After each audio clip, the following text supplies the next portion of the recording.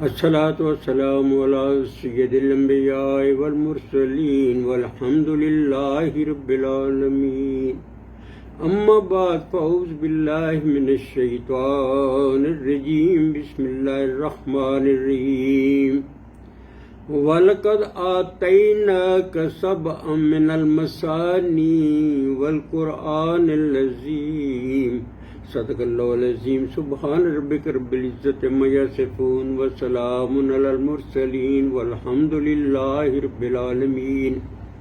حضرات محترم، یہ جو 7 آیات جو نماز میں دہرائی جاتی ہیں، یہ اللہ تبارک و تعالی جل شانہ نے اپنے محبوب ازل حضور نبی کریم صلی اللہ علیہ وسلم کو شب معراج پر براہ راست دی۔ معراج کا جو معنی ہے وہ بلندیوں پہ جانے یا لمبا سفر کرنے کا نام نہیں ہے، بلکہ جب اہل خانہ سے ملاقات ہو، ان کا دیدار ہو، بات چیت ہو، تو وہ معراج کہلائے گا۔ تو چونکہ حضور نبی کریم صلی اللہ علیہ وسلم معراج پہ تشریف لے گئے، اس کی منظر کشی بھی ایسے ہوئی، وَهُوَ بِالْأُفُقِ الْأَعْلَى ثُمَّ دَنَا فَتَدَلَّى فَكَانَ قَابَ قَوْسَيْنِ أَوْ أَدْنَى فَأَوْحَى إِلَىٰ عَبْدِهِ مَا أَوْحَى، کہ وہ آسمان کے بلند مقام پر تھے، ثم دنا، پھر نزدیک آئے، فتدلی، اور آگے بڑھے، اور فکان قاب قوسین او ادنی، 2 کمانوں کا فاصلہ یا اس سے بھی کم رہ گیا۔ تو پھر اللہ تعالیٰ نے فَأَوْحَىٰ إِلَىٰ عَبْدِهِ مَا أَوْحَىٰ، پھر اللہ نے اپنے محبوب کی طرف جو بھیجا سو بھیجا۔ تو اس طرح یہ عظیم تحفہ اللہ تعالیٰ نے اپنے حبیب کو دیا، اور آپ صلی اللہ علیہ وسلم نے یہ عظیم تحفہ اپنی امت کو دیا۔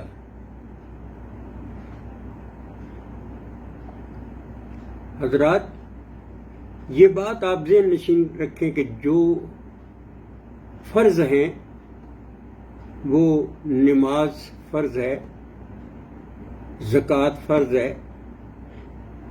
جہاں بھی قرآن کریم میں صلاۃ کا ذکر آیا، وہاں ساتھ ہی زکوٰۃ کا حکم بھی ہے۔ روزے فرض ہیں، اور حج فرض ہے، لیکن نماز کے علاوہ باقی جو فرائض ہیں اس میں لچک ہو سکتی ہے۔ مثلا زکوٰۃ اسی شخص پر لاگو ہوگی جو صاحب نصاب ہوگا، دوسرے لوگوں پر زکوٰۃ کا نفاذ نہیں ہوگا۔ حج جس کے پاس فالتو رقم ہوگی، صاحب حیثیت ہوگا، اس پہ فرض ہے، عام آدمی پہ فرض نہیں ہے۔ اسی طرح روزے، اگر کوئی شخص بیمار ہو جاتا ہے یا سفر پہ ہے تو وہ دوسرے دنوں میں اس کی کمی جو ہے، وہ جو اس نے چھوڑے ہیں روزے، اس کو پورا کر سکتا ہے۔ لیکن نماز ایک ایسا فرض ہے جس میں کوئی لچک نہیں، جس میں کوئی چھوٹ نہیں۔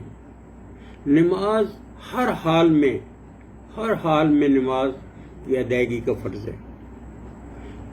اگر ایک شخص کھڑے ہو کر نماز نہیں پڑھ سکتا تو وہ بیٹھ کر پڑھ لے، اگر بیٹھ بھی نہیں سکتا تو وہ لیٹ کر پڑھ لے، اور اگر وہ بول نہیں سکتا تو اشاروں سے نماز ادا ہو سکتی ہے۔ تو غرض یہ ہے کہ نماز ہر صورت میں ادا کرنی ہے، اور نماز جو ہے وہ ایک ایسا عمل ہے جو انسان کو جنت میں لے جاتا ہے۔ ارشاد ربانی ہے والذین هم علی صلاتهم یحافظون اولئک هم الوارثون الذین یرثون الفردوس ہم فیہا خالدون، کہ جو لوگ نماز کی پابندی کرتے ہیں، نماز ادا کرتے ہیں، تو اللہ فرماتا ہے کہ اولئک هم الوارثون، وہ وارث ہوں گے کس چیز کے؟ فردوس۔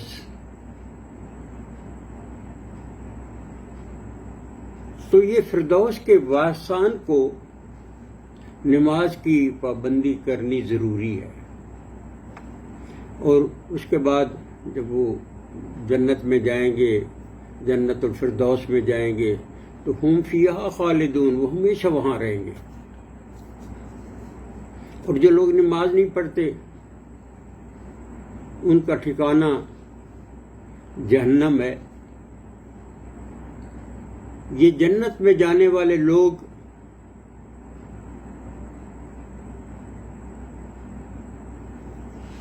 جو ہوں گے وہ پوچھیں گے فی جنات یتساءلون، کہ جنت میں رہنے والے لوگ پوچھیں گے کن سے؟ ان المجرمین، مجرموں سے جو دوزخ میں ہوں گے ان سے پوچھیں گے ما سلککم فی سقر، کہ تم جہنم میں کیسے آئے، تم اس آگ میں کیسے آئے؟ تو وہ کیا جواب دیں گے؟ قالوا لم نکو من المصلین، وہ کہیں گے کہ ہم نماز نہیں پڑھتے تھے، اس لیے ہمارا ٹھکانہ جو ہے وہ جہنم بنا۔ تو گویا یہ جو نماز ہے یہ جنت کی چابی ہے، جنت کی کنجی ہے۔ نماز پڑھنے والے جنت الفردوس میں جائیں گے، اور جو نہیں پڑھتے وہ جہنم میں ہوں گے۔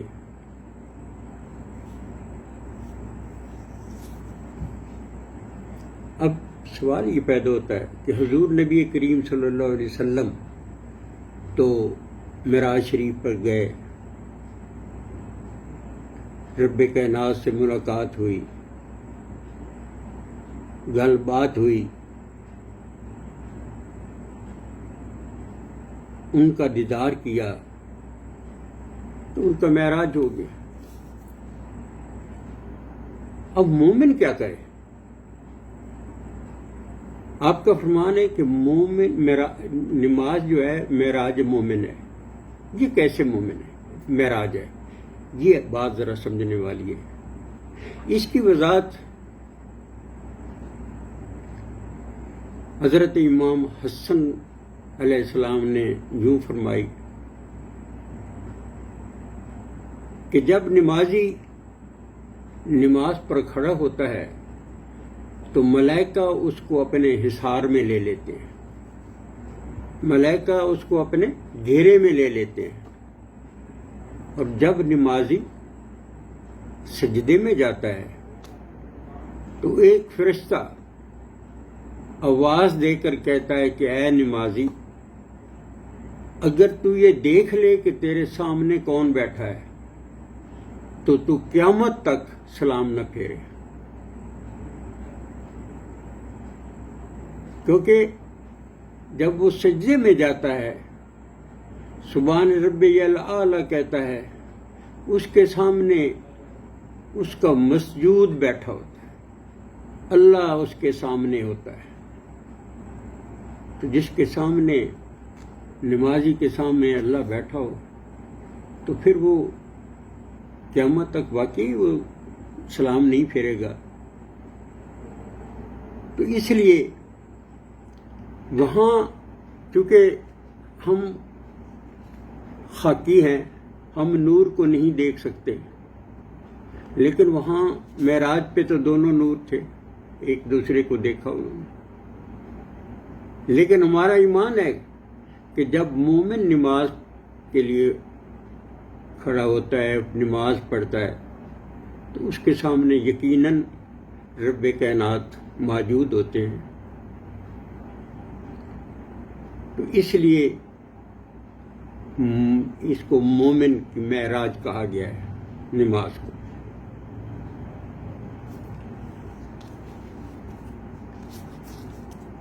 ایسے ہی مجھے یاد آ رہا ہے کہ ایک کلندر نے اللہ سے مخاطب ہو کر کہا،